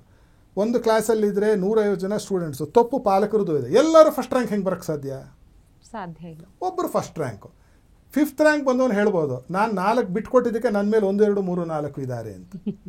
ನಾನು 4 ಸ್ಥಾನ ಬಿಟ್ಕೊಟ್ಟಿದ್ದಕ್ಕೆ ಆ 4 ಜನ ಇದ್ದಾರೆ ಅಂದ್ಬಿಟ್ಟು ನಾವು ಈ ಥರ ಧನಾತ್ಮಕವಾದ ಚಿಂತನೆಯನ್ನು ಬಿಟ್ಟು ಬರೀ ಋಣಾತ್ಮಕ ಚಿಂತನೆ, ಅನ್ವಾಂಟೆಡ್ ರ್ಯಾಟ್ ರೇಸಲ್ಲಿ ಯಾಕಿರ್ತೀರಿ? ಯಾಕೆ ನೀವು ರ್ಯಾಟ್ ಅಲ್ವಲ್ಲ, ನೀವು ಮನುಷ್ಯರು ತಾನೆ, ಅದಕ್ಕೆ ರ್ಯಾಟ್ ರೇಸ್ ಅಂತ ಹೆಸರಿಟ್ಟಿರೋದು. ಈ ಥರ ಬೇಡದೇ ಇರತಕ್ಕಂತಹ ಚಿಂತನೆಗಳನ್ನು ಬಿಟ್ಟು ಚಿಂತೆಯನ್ನು ಮೊದಲು ಬಿಡಬೇಕು, ಆಮೇಲೆ ಈ ಥರ ಚಿಂತನೆಗಳನ್ನು ಬಿಡಬೇಕು. ಬಿಟ್ಟು ಸ್ವಸ್ಥವಾಗಿ ಬಹಳ ಏನು ಹೇಳ್ತಾರೆ, ಮುಗ್ಧತೆಯಿಂದ ಚಿಕ್ಕ ಮಗು ಥರ ನಗು ಬಂದರೆ ನಗೋದು, ಕೋಪ ಬಂದರೆ ಕಿರ್ಚೋದು, ನಿದ್ದೆ ಬಂದರೆ ಮಲಗೋದು, ಹಸಿವಾದರೆ ಊಟ ಮಾಡೋದು, ವ್ಯಾಯಾಮ ಮಾಡಬೇಕು ಅನ್ಸಿದ್ರೆ ವ್ಯಾಯಾಮ ಮಾಡೋದು, ಅವ್ರ ಮನೆಗೆ ಹೋಗೋದು ಬೇಡ ಅಂದರೆ ಬರಲ್ಲ ಅಂತ ಹೇಳೋದು ಒಳ್ಳೆ ರೀತಿಯಲ್ಲಿ. ಇದು ಮಾಡ್ತಿಲ್ಲ ನಾವು. ಬರೀ ಛದ್ಮವೇಷ, ನಾಟಕ, ಭಾಳ ನಾಟಕ. ಇವು ನೋಡಿದ್ರೆ ಎಲ್ಲರೂ ನಾಟಕ. ಉದರ ನಿಮಿತ್ತಂ ಬಹುಕೃತ ವೇಷಂ. ಉದರ ನಿಮಿತ್ತ ಅಲ್ಲ, ಈಗ ಕೋಶ ನಿಮಿತ್ತಂ ಬಹುಕೃತ ವೇಷಂ ಅಲ್ವಾ? ಕೀರ್ತಿ ನಿಮಿತ್ತಂ ಬಹುಕೃತ ವೇಷಂ. ಕೀರ್ತಿಗೋಸ್ಕರ, ಬ್ಯಾಂಕ್ ಅಕೌಂಟ್ ತುಂಬಿಕೊಳ್ಳೋದಕ್ಕೋಸ್ಕರ ಎಲ್ಲರ ಹತ್ರ ಎಲ್ಲ ಥರದ ನಾಟಕ. ಅವರ ಸ್ವಂತಿಕೆ ಅವರೇ ಪರಿಚಯ ಇಲ್ಲ. ಒಂದು ಚಿಕ್ಕ ಉದಾಹರಣೆ ಕೊಡ್ತೀನಿ. ಅವರು ದೊಡ್ಡ ನೆಟ್ರು. ನಾನು ಸುಮಾರು ಒಂದು 32, 33 ವರ್ಷ, 35 ವರ್ಷ ಇಟ್ಕೊಳ್ಳಿ, ಒಂದ್ಸತಿ ಭೇಟಿ ಮಾಡಬೇಕು ಅಂತ ನನ್ನ ಯೋಗದ ಬಗ್ಗೆ ಮಾತಾಡೋಕ್ಕೆ ಕರೆಸಿದ್ರು. ನನ್ನ ಹೋದೆ ಮನೆ ಹೊರಗಡೆ ನನ್ನ ಒಂದು ಕಡೆ ಕೂಡಿಸಿದ್ರು. ನಾನು ಕೂತೆ. ಅವ್ರು ಬಂದರು. ಇಲ್ಲಿಗೆ ಒಂದು ನಿಕ್ಕರ್ ಹಾಕ್ಕೊಂಬಿಟ್ಟು ಹಿಂಗೆ ಜೋರಾಗಿ ಅವರೆಲ್ಲ ಹೀರೋ ಪಾರ್ಟ್ ಮಾಡ್ತಿದ್ರು. ಬಂದು ಕಾಲ ಮೇಲೆ ಕಾಲು ಹಾಕೊಂಡು ನಾನು ಎದ್ದು ಹೊರಟೆ. ಅವ್ರ ಅಸಿಸ್ಟೆಂಟ್ ಕಡೆ ಯಾಕೆ ಹೋಗ್ತಿದ್ದಾರೆ ಕರ್ಕೊಂಡು ಹೇಳಿದೆ, ಇಲ್ಲಪ್ಪ ಅವರು ಸಿನಿಮಾದಲ್ಲಿ ಹೀರೋ, ಇಲ್ಲಿ ಬಂದು ನನ್ನೆದುರಿಗೆ ಕಾಲ ಮೇಲೆ ಕಾಲು ಹಾಕೊಂಡು ನಿಕ್ಕರ್ ಹಾಕೊಂಡು ಬಂದು ಕೂತರೆ ಅದಕ್ಕೊಂದು ಮರ್ಯಾದೆ ಇದೆ ನಮ್ಮ ವಿದ್ಯೆಗೆ, ಅದಕ್ಕೆ ನಾನು ಹೊರಟೆ, ನನಗೆ ಬೇಡ. ಅಯ್ಯೋ ಹಂಗೆ ತಿಳ್ಕೊಬೇಡಿ ಬನ್ನಿ ಅಂದ್ಬಿಟ್ಟು ಆಮೇಲೆ ಒಳಗೆ ಹೋಗ್ಬಿಟ್ಟು ಪಂಚೆ ಹೊಡ್ಕೊಂಡು ಬಂದ್ಬಿಟ್ಟು ಕುಡಿಸ್ ನನ್ನ ಹತ್ರ ಮಾತಾಡಿದ್ರು. ಯಾರು ನನಗೆ ಈ ಥರ ಟಕ್ಕರೇ ಕೊಟ್ಟಿರಲಿಲ್ಲ ಅಂದರು. ಅಲ್ಲ ಹೇಳಿದೆ, ಯಾರಾದರೂ ಹೇಳಬೇಕಲ್ವ ಸರ್ ನಿಮಗೆ ನಿಜಾನ, ನೀವು ಅದನ್ನು ಸ್ವೀಕರಿಸಿದ್ರೆ ನೀವು ದೊಡ್ಡ ಜನ, ನೀವು ಬಹಳ ನೀವು ಉತ್ತಮರು, ನೀವು ಯಾಕಂದ್ರೆ ಬೌದ್ಧಿಕವಾಗಿ ಅಷ್ಟು ಬೆಳೆದಿದ್ದೀರಿ, ನೀವು ಒಳ್ಳೆಯ ಮನುಷ್ಯ ಅಂತ ಈಗ ಗೊತ್ತಾಯ್ತು ನನಗೆ. ನೀವು ಸ್ವೀಕರಿಸ್ತಾ ಇದ್ರೆ ನನ್ನ ಪಾಠಕ್ಕೆ ನಾನು ಹೋಗ್ತಿದ್ದೆ, ನಾನು ಇನ್ನೇನು ಮಾಡ್ಲಿಕ್ಕೆ ಸಾಧ್ಯ ಇಲ್ಲ. ಯಾಕೆ ಉದಾಹರಣೆ ಕೊಟ್ಟೆ ಅಂತಂದರೆ, ಹೇಗೆ ಪರದೆಯ ಮೇಲೆ ಒಬ್ಬ ನಾಯಕನಾಗಿದ್ದವನು ನಿಜ ಜೀವನದಲ್ಲೂ ನಾಯಕನ ಥರ ನಡ್ಕೋತಾ ಹೋಗ್ತಾರೋ, ನಾವು ನಮ್ಮ ಜೀವನದಲ್ಲಿ ನಮಗೆ ಹಲವಾರು ನಮ್ಮ ರೂಪುರೇಷೆಗಳು, ಹಲವಾರು ನಮ್ಮ ನಾಟಕಗಳಿರುತ್ತೆ. ಈಗ ನಾನು ನನ್ನ ಶ್ರೀಮತಿ ಹತ್ರ ನಡ್ಕೊಂಡಂಗೆ ಎಲ್ಲರ ಹತ್ರ ನಡ್ಕೊಳಕ್ಕಾಗಲ್ಲ, ನಾನು ನನ್ನ ಮಕ್ಕಳ ಹತ್ರ ನಡ್ಕೊಳ್ಳೋ ಥರ ಎಲ್ಲರ ಹತ್ರ ನಡ್ಕೊಳಕ್ಕಾಗಲ್ಲ, ನಾನು ನಮ್ಮ ಗುರುಗಳ ಹತ್ರ ನಡ್ಕೊಳ್ಳೋ ಥರ ಎಲ್ಲರ ಹತ್ರ ನಡ್ಕೊಳ್ಳಿಕ್ಕೆ ಸಾಧ್ಯ ಇಲ್ಲ, ನಾನು ನನ್ನ ಶಿಷ್ಯನ ಹತ್ರ ನಡ್ಕೊಳ್ಳೋ ಥರ ಎಲ್ಲ ಥರ ಆದರೆ ಇವಾಗ ಏನಾಗಿದೆ ಅಂತಂದರೆ, ಈ ಇಲ್ಲದೇ ಇರತಕ್ಕಂಥ ಅಹಂಕೃತಿ ನಮ್ಮಲ್ಲಿ ಮನೆ ಮಾಡಿಬಿಟ್ಟಿದೆ. ನಾನು ಸಾಹುಕಾರ, ನಾನು ಬುದ್ಧಿವಂತ, ನಾನು ಫೇಮಸ್ಸು, ನನಗೆ ಇಂಥ ಕಾರಿದೆ, ನನಗೆ ಇಂಥ ಮನೆ ಇದೆ. ಈ ಒಂದು ಮುಖವಾಡ ಅಂತ ಧರಿಸ್ಕೊಂಡು ಹೋಗೋದ್ರಿಂದ ಏನಾಗುತ್ತೆ, ನಮಗೆ ಬಹಳ ಬಹಳ ಬಹಳ ನಾವು ತೊಂದರೆಗೀಡಾಗ್ತೀವಿ. ಒಂದು ಸತಿ ಏನಾಯ್ತಂತೆ, ಒಂದು ಊರಲ್ಲಿ ಒಂದು ಕುರಿ ಮಂದೆ ಇತ್ತು, 50 ಕುರಿ. ಎಲ್ಲಿಂದ ನಾವು ಹುಲಿ ಬಂದ್ಬಿಟ್ಟು ಏನು ಮಾಡೋದು, ಒಂದು ಕುರಿ ಕದ್ಕೊಂಡು ಹೋಗ್ಬಿಡೋದು, ವಾರಕ್ಕೆ ಒಂದು ಸತಿ ಹೋಗಿ ಸಾಯಿಸ್ಬಿಟ್ಟು ತಿಂದ್ಬಿಡೋದು. ಒಂದು ಕುರಿ ಯೋಚನೆ ಮಾಡುತ್ತಂತೆ, ಏನಪ್ಪ ಇದು ಹಿಂಗಿದೆಯಲ್ಲ, ಹೆಂಗೆ ನಾವು ಬಚಾವಾಗೋದು ಅಂತ. ಒಂದು ಕಾಡಲ್ಲಿ ಹೋಗ್ತಾ ಇದ್ರೆ ಅಲ್ಲೊಂದು ಸತ್ತು ಬಿದ್ದು ಹೋಗಿರ್ತಕ್ಕಂಥ ಒಂದು ಹುಲಿ ತೊಗಲು ಬಿದ್ದಿತ್ತಂತೆ, ಚರ್ಮ. ಒಳ್ಳೆ ಐಡಿಯಾ ಸಿಕ್ತು ಅಂದ್ಬಿಟ್ಟು ಆ ಚರ್ಮನ ಹಾಕ್ಕೊಂಡ್ಬಿಡ್ತಂಥದ್ದು. ಯಾವುದು, ಆ ಕುರಿ ಹಾಕ್ಕೊಂಬಿಟ್ಟು ಏನು ಮಾಡ್ತು, ಕುರಿ ಮಂದೆ ಹತ್ತದು, ಕುರಿಗಳೆಲ್ಲ ಓಡೋಗ್ಬಿಡ್ತು. ಹುಲಿ ಬಂತು ಅಂತ ಏನು ಮಾಡೋದಿಲ್ಲ ಕುರಿ, ನಾನು ಹುಲಿ ವೇಷ ಹಾಕ್ಕೊಂಡು ಅದಕ್ಕೆ ಈ ಹುಲಿ ಮಂದೆಗೆ ಹುಲಿ ಇರೋ ಜಾಗಕ್ಕೆ ಹೋಗಿ ಹುಲಿ ಹತ್ರ ಹೋಯಿತು. ಎಲ್ಲ ಹುಲಿಗಳು ಸುಮ್ಮನಿತ್ತು. ಇದಕ್ಕೇನಾಯಿತು, ತನ್ನ ಸ್ವಂತ ಜನರ ಹತ್ರ ಬಂದರೆ ಎಲ್ಲ ಕುರಿಗಳು ಓಡೋಗ್ತಾ ಇದೆ, ಅದಕ್ಕೆ ಭಯ.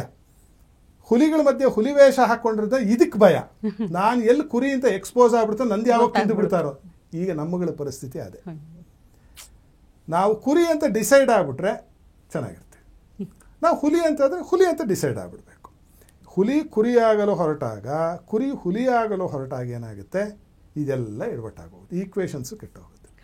ಅದರಿಂದ ಏನಾಗ್ತಿದೆ, ಇದು ಒಂದು ಯೋಗಶಾಸ್ತ್ರದ ಪ್ರಕಾರವಾಗಿ ಈ ಥರ ಆಗ್ತಾ ಇರೋದಕ್ಕೆ ಕಾರಣ.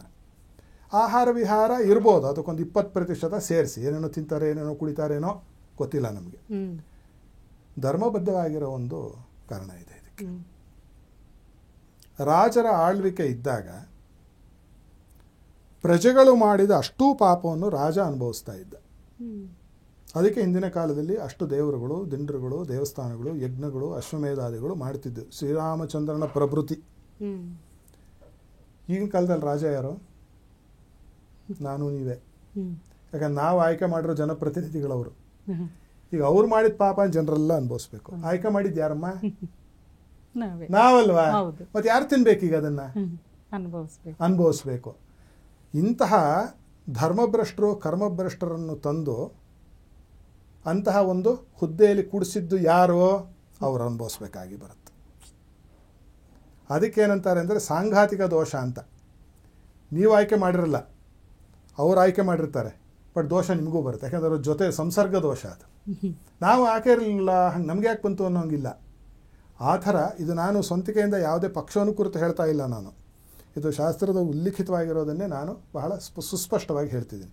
ನನಗೆ ಯಾವ ರಾಗದ್ವೇಷಗಳು ಇಲ್ಲ, ಯಾವ ರಾಗದ್ವೇಷ ಯಾವ ಒಂದು ಪಕ್ಷಕ್ಕೂ ಸೇರೋದವನಲ್ಲ ನಾನು. ಬ್ರಾಹ್ಮಣ ಆಗಿರ್ಬೋದು, ಬಟ್ ಇಂಥ ಪಕ್ಷ ಅನ್ನೋದು ಏನಿಲ್ಲ ನಮಗೆ. ಒಳ್ಳೆಯ ಜನ ಆದರೆ ಆಯಿತು, ಒಳ್ಳೆ ಜನಪ್ರತಿನಿಧಿ ಆದರೆ ಆಯ್ತು ನಮಗೆ. ಆದರೆ ಜನರು ಮಾಡಿದ ದೋಷವನ್ನು ರಾಜ ಅನುಭವಿಸ್ತಾ ಇದ್ದ. ಈಗ ರಾಜ ಮಾಡಿರುವ ದೋಷವನ್ನು ಜನರು ಅನುಭವಿಸಬೇಕಾಗಿ ಬರುತ್ತೆ. ಯಾಕೆಂದರೆ ಅವರು ರಾಜರಲ್ಲ, ಅವರು ನಮ್ಮ ಪ್ರತಿನಿಧಿಗಳು, ನಾವು ಅವ್ರನ್ನ ಆಯ್ಕೆ ಮಾಡಿರೋದು. ಆದ್ದರಿಂದ ಈ ಎರಡು ಮುಖ್ಯವಾದ ಕಾರಣಗಳು. ಬೇರೆ ಏನೇ ಇರಲಿ, ವಾತಾವರಣ ಕಲುಷಿತಗೊಳ್ತೋ, ಆಹಾರ ಪದ್ಧತಿ ಕೆಟ್ಟಿದೆ, ವಿಹಾರ ಪದ್ಧತಿ ಕೆಟ್ಟಿದೆ, ಎಲ್ಲದಕ್ಕಿಂತ ಮಿಗಿಲಾಗಿ ಮೂಲಭೂತವಾಗಿ ಮೊದಲನೆಯದ್ದು ನಮ್ಮತನ ನಾವು ಕಾದುಕೊಳ್ಳದೆ, ನಾವು ನಮ್ಮ ಮನಸ್ಸನ್ನು ಬಹಳ ವ್ಯಗ್ರ ಮಾಡಿಕೊಂಡಿರ್ತಕ್ಕಂಥದ್ದು, ಮನಸ್ಸನ್ನು ಬಹಳ ಕೆಡಿಸ್ಕೊಂಡಿರ್ತಕ್ಕಂಥದ್ದು, ನಮ್ಮಲ್ಲಿ ಇರಬೇಕಾದಂತಹ ಒಂದು ನಮ್ರತೆ ಭಾವ, ಒಂದು ಸ್ನಿಗ್ಧತೆ, ಇವೆಲ್ಲ ಹೊರಟೋಯ್ತು. ಮನುಷ್ಯನ ನೋಡಿ ನಗುತ್ತಿಲ್ಲ. ನಕ್ಕು ಬಿಟ್ರೆ ಏನು ಮುಖ ನೋಡಿ ನಗ್ತೀಯ ಅಂತ ಅವ್ನು ಹೊಡೆಯೋಕ್ಕೆ ಬರೋ ಪರಿಸ್ಥಿತಿ ಬಂದು ಕೂತಿದೆ. ನೀವು ಸಂಬಂಧಿಕರು ಮಾಡಿ ನೋಡಿ, ಈಗ ನೋಡ್ತಾ ಇರೋರು ಮಾಡಿ. ನಿಮ್ಮ ಹಳೆಯ ಸ್ನೇಹಿತನಿಗೆ ಒಂದು 5-6 ವರ್ಷ ಮಾತಾಡಿಸಿರಬಾರ್ದು ನೀವು. ಸುಮ್ಮನೆ ನಿಮ್ಮ ಫೋನ್ ತೊಗೊಂಡು ಒಂದು ಫೋನನ್ನು ಮಾಡಿ ನೋಡಿ. ಎಷ್ಟು ಚೆನ್ನಾಗಿ ಎಷ್ಟು ದಿನ ಆಗೋದು ಫೋನ್ ಮಾಡಿ ಬನ್ನಿರಿ ಎಲ್ಲನ ಭೇಟಿ ಮಾಡೋಣ ಅಂತ ಹೇಳಲ್ಲ. ಏನು ಫೋನ್ ಮಾಡಿದ್ದು ಅಂದ್ರೆ ಅವ್ರಿಗೊಂದು ಭೀತಿ. ನೀವೇನು ದುಡ್ಡು ಕೇಳಕ್ಕೆ ಫೋನ್ ಮಾಡಿಬಿಟ್ರೋ ಅಥವಾ ಏನಾದರೂ ಅವ್ರನ್ನ ಒಂದು ಹೆಲ್ಪ್ ಕೇಳಕ್ಕೆ ಫೋನ್ ಮಾಡಿಬಿಟ್ರೋ ಅಂತ ಒಂದು ಭೀತಿ ಆವರಿಸ್ಬಿಟ್ಟಿದೆ ನಮ್ಮ ಮನುಷ್ಯನ ಜೀವನಕ್ಕೆ. ಅದು ಅವಶ್ಯಕತೆ ಇಲ್ಲ. ನೀವು ಏನಾದ್ರೂ ದಿನಕ್ಕೆ ನೀವು ಬಂಗಾರ ತಿನ್ಲಿಕ್ಕೆ ಸಾಧ್ಯ ಇಲ್ಲ, ವಜ್ರ ವೈಡೂರ್ಯಾದಿಗಳು ತಿನ್ಲಿಕ್ಕೆ ಸಾಧ್ಯ ಇಲ್ಲ. 40 ರೂಮ್ ಇದ್ದು ಮಲಗೋದು ಒಂದು ರೂಮಲ್ಲಿ, 30 ಮಂಚ ಇದ್ದರೂ ಮಲಗೋದು 6/3. ನಿಮಗೆ 50 ಕೋಟಿ ರೂಪಾಯಿಯ ಒಂದು ವಾಚ್ ಕಟ್ಕೊಂಡಿರ್ಬೋದು, ನಿಮ್ಮ ಟೈಮ್ ಏನು ಚೇಂಜ್ ಆಗಲ್ಲ. ನೀವು ಕೋಟ್ಯಾಧಿಪತಿ ಆಗಿರ್ಬೋದು, ಅನ್ನನೇ ತಿನ್ಬೋದು. ನಾನು ಹೇಳಿದಂಗೆ ಬೆಳ್ಳಿ ಬಂಗಾರ ತಿನ್ಲಿಕ್ಕೆ ಆಗಲ್ಲ. 3 ಲಕ್ಷ ರೂಪಾಯಿ ನೀವು ಕಾಟ ಹಾಕೊಂಡಿರ್ಬೋದು, ನಿದ್ದೆ ಬರದೇ ಇರಬಹುದು. ಹಣದಿಂದ ಜೀವನಕ್ಕೆ ಬೇಕಾಗಿರ್ತಕ್ಕಂಥ ಮುಖ್ಯ ಯಾವ ಪದಾರ್ಥವೂ ನಿಮಗೆ ಸಿಗೋಲ್ಲ. ಇದನ್ನು ನಾವು ಚೆನ್ನಾಗಿ ಅರ್ಥ ಮಾಡ್ಕೋಬೇಕು. ಒಳ್ಳೆ ಹೆಂಡತಿ ಗಂಡ ಹಣದಿಂದ ಸಿಗ್ತಾರಿಯೇ? ಒಳ್ಳೆ ಮಕ್ಕಳು ಸಿಗ್ತಾರಿಯೇ? ಒಳ್ಳೆ ವಿದ್ಯೆ ಸಿಗುತ್ತೆ, ಸರ್ಟಿಫಿಕೇಟ್ ಸಿಗುತ್ತೆ, ವಿದ್ಯೆ ಬರಲ್ಲ. ಒಳ್ಳೆ ಸ್ನೇಹಿತರು ಸಿಗ್ತಾರ ದುಡ್ಡಿದ್ರೆ? ಸ್ನೇಹಿತರ ಥರ ಆ್ಯಕ್ಟ್ ಮಾಡೋರು ಸಿಗ್ತಾರೆ ನಿಮ್ಮ ಹತ್ರ ದುಡ್ಡಿರೋರು. ಎಲ್ಲಿವರೆಗೂ ನಿಮ್ಮ ಹತ್ರ ಸಕ್ಕರೆ ಇರ್ತೋ ಅಲ್ಲಿವರೆಗೂ ಚೀಮೆಗಳು ಬರುತ್ತೆ. ಸಕ್ಕರೆ ಖಾಲಿ ಆಯಿತು, ಎಲ್ಲ ಚೀಮೆ ಗೂಡುಕು ಹೋಯಿತು. ಆ ಥರ ಇದನ್ನು ಚೆನ್ನಾಗಿ ಜ್ಞಾಪಕ ಇಟ್ಕೋಬೇಕು. ಆದ್ದರಿಂದ ಮೂಲಭೂತವಾಗಿ 2 ಕಾರಣ ಶಾಸ್ತ್ರದ ಪ್ರಕಾರವಾಗಿ. ವೈದ್ಯಕೀಯದೆಲ್ಲ ಬಿಡಿ, ಪಕ್ಕಕ್ಕಿಡಿ. ಎಷ್ಟೋ ಜನ ನಮ್ಮ ಸಂಬಂಧಿಕರೇ 100 ವರ್ಷ ಬದುಕಿದ್ರು. ಅವರಿಗೆ 96% ಹಾರ್ಟ್ ಬ್ಲಾಕೇಜ್ ಇತ್ತು. ಅವರಿಗೆ 8 ಆಪರೇಷನ್ ಆಗಿತ್ತು. ಅವರಿಗೆ 40 ವರ್ಷದ ಆಸ್ತಮಾ ಇತ್ತು. 100 ವರ್ಷ 2 ತಿಂಗಳಿದ್ರು, ಒಳ್ಳೆ ಜೀವನವನ್ನು ಅನುಭವಿಸಿ ಹೋದರು. ಅವ್ರಿಗೆ ಯಾಕಷ್ಟು ಮೆಡಿಕಲ್ ಕಂಡೀಷನ್ಸ್ ಇದ್ರೂ ಬದುಕಿದ್ರು?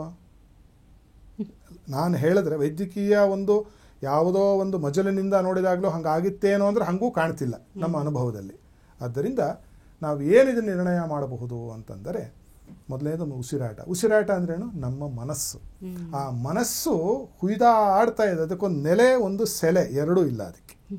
ಆಮೇಲೆ ಬೆಲೆನೂ ಇಲ್ಲ ಅದಕ್ಕೆ. ಯಾವ ಮನಸ್ಥಿತಿಗೂ ಬೆಲೆ ಇಲ್ಲ. ನೆಲೆ, ಸೆಲೆ, ಬೆಲೆ ಏನೂ ಇಲ್ಲದೆ ಇರೋದ್ರಿಂದ ಏನಾಗಿದೆ, ನಾವು ಈ ಥರದ ಒಂದು ಹಂತವನ್ನು ತಲುಪಬೇಕಾಗಿದೆ.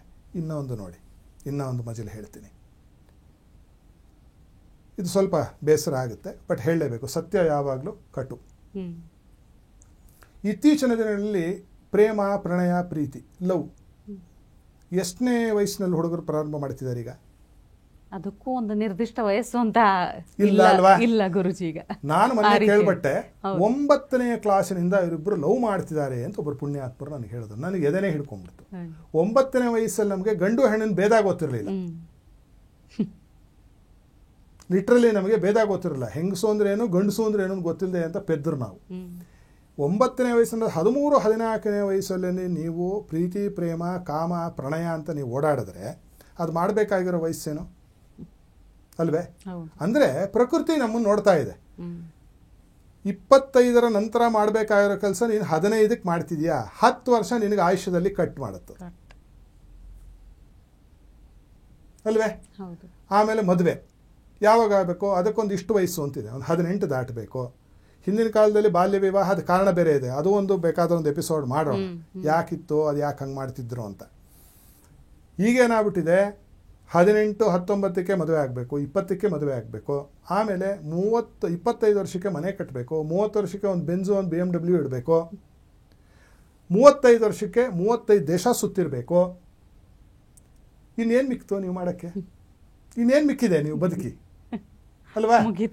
ನೀವು 75-80 ವರ್ಷದೊಳಗೆ ಮಾಡುವ ಕೆಲಸವನ್ನು ನೀವು 40 ವರ್ಷದಲ್ಲಿ ನೀವೇ ಫಾಸ್ಟ್ ಫಾರ್ವರ್ಡ್ ಮಾಡ್ಕೋತಿದ್ದೀರಾ ನಿಮ್ಮ ಜೀವನನ ಅಲ್ವಾ? ಈ ವಿಡಿಯೋ ನೋಡ್ಬೇಕಾದ್ರೆ ನಿಮ್ಗೆ ಗೊತ್ತಾರಲ್ಲ ಹುಡುಗರು, ಹಿಂಗಂದ್ರೆ 10 ಸೆಕೆಂಡ್ 20 ಸೆಕೆಂಡ್ ಮುಂದಕ್ಕೆ ಹೊರಟೋಗುತ್ತೆ. ಜೀವನನ ಹಂಗೆ ಮಾಡ್ಕೋತಿದ್ದಾರೆ.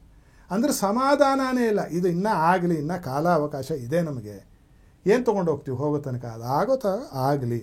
ಇಲ್ಲ, ಎಲ್ಲರಿಗೂ ಅವಸರ, ಎಲ್ಲರೂ ಮುಂಚೂಣಿಯಲ್ಲಿರಬೇಕು. ಆಮೇಲೆ ಎಲ್ಲರಿಗೂ ಈಗಲೇ ಇವತ್ತೇ ಆಗಿಬಿಡ್ಬೇಕೆಲ್ಲ. ಆವಾಗೇನಾಯಿತು, ನಿಮಗೆ 40 ವರ್ಷಕ್ಕಾಗೋ ಅನುಭವ 20 ವರ್ಷದ ಹುಡುಗರಿಗೆ, ಹುಡುಗಿಯರಿಗೆ ಈಗಿನ ಕಾಲದಲ್ಲಿ ಆಗಿದೆ. 60 ವರ್ಷಕ್ಕಾಗಬೇಕಾಗಿರೋದು ಏನಾಗುತ್ತೆ, 35 ವರ್ಷಕ್ಕಾಗುತ್ತೆ. 80 ವರ್ಷದಲ್ಲಾಗೋದು 40 ವರ್ಷಕ್ಕಾಗುತ್ತೆ. ಮುಗೀತು. ಪ್ರಕೃತಿ ಏನು ಮಾಡುತ್ತೆ, ನಿನ್ನ ಅವತಾರ ಮುಗೀತು, ಬಾಪ ಮರಿ ಅಂತೇಳಿ ಕರ್ಕೊಳುತ್ತೆ. ಇದು ಒಂದು ಕಾರಣ. ಯಾವುದು? ನಮ್ಮ ಜೀವನವನ್ನು in the name of progress ನಾವು ಬಹಳ ಮುಂದುವರೆದವರು ಅಂತ ಹೇಳಿಬಿಟ್ಟು ಬಹಳ ಹಿಂದುಳಿತಾ ಇದ್ದೀವಿ. ಬೌದ್ಧಿಕವಾಗಿ, ತಾತ್ವಿಕವಾಗಿ ನಾವು ರಿವರ್ಸಲ್ಲಿ ಹೋಗ್ತಾ ಇದ್ದೀವಿ. ಇದು ಯಾವ ಇನ್ವರ್ಸ್ ರಿಯಾಕ್ಷನ್ ಇದು. ನಾವು ಮುಂದೆ ಹೋದಷ್ಟು ಹಿಂದೆ ಹೋಗ್ತಾ ಇದ್ದೀವಿ.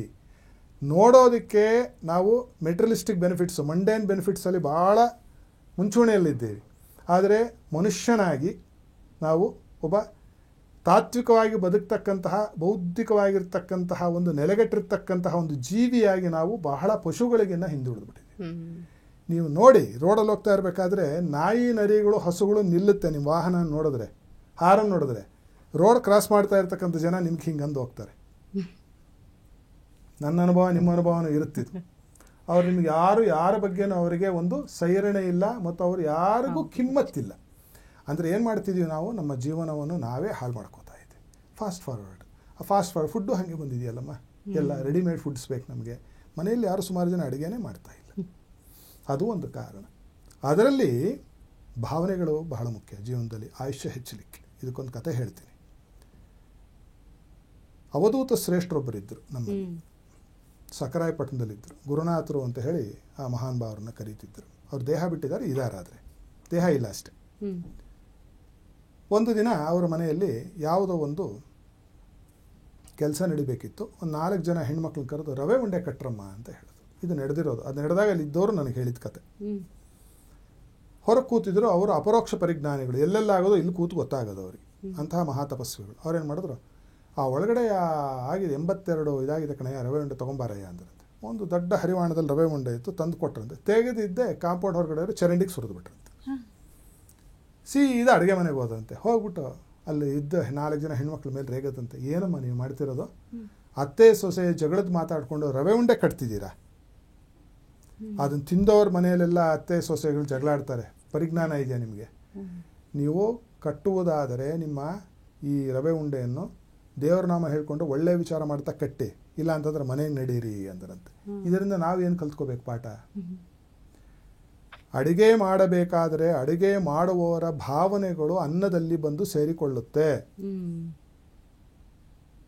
ಮುಂದಿನ ನಾನೇನು ಹೇಳಲಿಕ್ಕೆ ಇಷ್ಟಪಡಲ್ಲ. ಮಿಕ್ಕಿದ್ದು ಮಹಾಜನರು ಅರ್ಥ ಮಾಡಿಕೊಳ್ಳಬೇಕು. ಹಣದಿಂದ ಆರೋಗ್ಯವನ್ನು, ಆಯುಷ್ಯವನ್ನು ಸಂಪಾದನೆ ಕೊಳ್ಳಲಿಕ್ಕೆ ಸಾಧ್ಯವಿಲ್ಲ. ಇದಕ್ಕೆ ಆಹಾರ ಮತ್ತು ವಿಹಾರ ಅಂತ ಪೂರ್ವಭಾವಿಯಾಗಿ ನಾನು ಹೇಳಿದ್ದು. ಇವಿಷ್ಟೂ ವಿಚಾರಗಳು ಸೇರಿಕೊಂಡು ಏನಾಯಿತು, ನಮಗೆ ಆಯುಷ್ಯ ಪ್ರಮಾಣ ಕಡಿಮೆ ಆಗಿದೆ.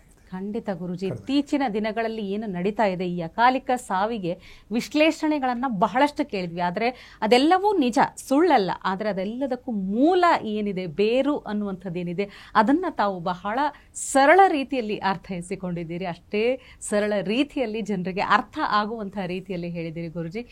ಇದರ ಜೊತೆಗೆ ಒಂದು ಹೊಸ ವಿಷಯ ಅಂದರೆ ಮನಸ್ಸನ್ನು ನಿಯಂತ್ರಿಸುವಂಥದ್ದು. ಪ್ರಪಂಚದಲ್ಲಿ ಬಹುಶಃ ಇವತ್ತು ಅತ್ಯಂತ ವೇಗದ ವಾಹನ ಅಂದರೆ ಅದು ಮನಸ್ಸೇ, ಯಾವುದೂ ಅಲ್ಲ. ಅದು ಬಹಳ ದೊಡ್ಡ ವಿಷಯ. ಅದರ ಬಗ್ಗೆ ಕೂಡ ಮುಂದಿನ ಸಂಚಿಕೆಯಲ್ಲಿ ಮಾತಾಡೋಣ ಗುರುಜಿ. ಖಂಡಿತವಾಗ್ಲೂ ಇವತ್ತಿನ ಒಂದು ವಿಶೇಷ ಮಾಹಿತಿಗೆ ಧನ್ಯವಾದಗಳು. ಮಂಗಳ ಮಾಹೇಶ್ವರಿ ಶುಭಂ ಕರೋತು. ವೀಕ್ಷಕರೇ, ಇವತ್ತಿನ ಸಂಚಿಕೆಯಲ್ಲಿ ನಿಮ್ಮಲ್ಲಿರುವಂತಹ ಬಹಳಷ್ಟು ಪ್ರಶ್ನೆಗಳಿಗೆ ಉತ್ತರ ಸಿಕ್ಕಿದೆ ಅಂತ ಅನ್ಕೊಳ್ತೀನಿ. ಹಾಗೆ ಗುರುಜಿಯನ್ನ ನೇರವಾಗಿ ಭೇಟಿಯಾಗಬೇಕು ಅಂತ ಕಾಯ್ತಾ ಇರೋರಿಗೆ ನಮ್ಮ ಸ್ಕ್ರೀನಲ್ಲಿ ಬರುವಂಥ ನಂಬರನ್ನು ಕಾಂಟ್ಯಾಕ್ಟ್ ಮಾಡಿ ಅವರನ್ನು ನೇರವಾಗಿ ಭೇಟಿಯಾಗಬಹುದು. ನಿಮ್ಮ ಸಮಸ್ಯೆಗಳಿಗೆ ಪರಿಹಾರವನ್ನು ಕಂಡುಕೊಳ್ಳಬಹುದು. ಮುಂದಿನ ಸಂಚಿಕೆಯಲ್ಲಿ ಮತ್ತೊಂದು ಅರ್ಥಪೂರ್ಣ ವಿಷಯದ ಜೊತೆಗೆ ಭೇಟಿಯಾಗೋಣ. ನಮಸ್ಕಾರ. ಟಿವಿ ವಿಕ್ರಮ, ದೇಶ ನಿಮ್ಮ ಕೈಯಲ್ಲಿ. ಈ ಕಾರ್ಯಕ್ರಮ ನಿಮಗೆ ಇಷ್ಟ ಆಗಿದ್ದಲ್ಲಿ ಲೈಕ್, ಶೇರ್ ಹಾಗೂ ಕಮೆಂಟ್ ಮಾಡಿ. ಟಿವಿ ವಿಕ್ರಮದ ಕಾರ್ಯಕ್ರಮಗಳನ್ನು ನಿರಂತರವಾಗಿ ವೀಕ್ಷಿಸಲು ಸಬ್ಸ್ಕ್ರೈಬ್ ಮಾಡಿ, ಬೆಲ್ ಐಕನ್ ಒತ್ತಿ.